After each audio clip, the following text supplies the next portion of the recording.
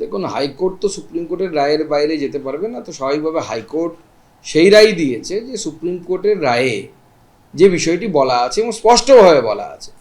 কিন্তু সমস্যা হচ্ছে তৃণমূল কংগ্রেস পরিচালিত এই সরকার, মমতা বন্দ্যোপাধ্যায় সরকারের চোখে ছানি পড়ে গেছে এবং তার ফলে তারা কি হয়েছে, তারা এই অযোগ্যদের নাম কোনো মতেই মুখে আনছে না, কারণ এরা পয়সা দিয়েছে।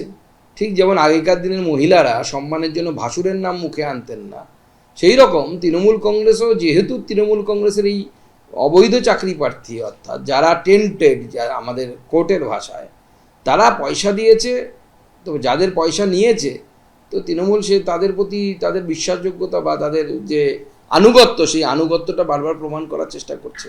আর জানে তারা যে যদি তাদের নাম বলে দেয় তো তারা তো ছেড়ে কথা বলবে না, তারা তৃণমূলের লোকাল নেতাদেরকে ধরে পিঠের চামড়া তুলে নেবে।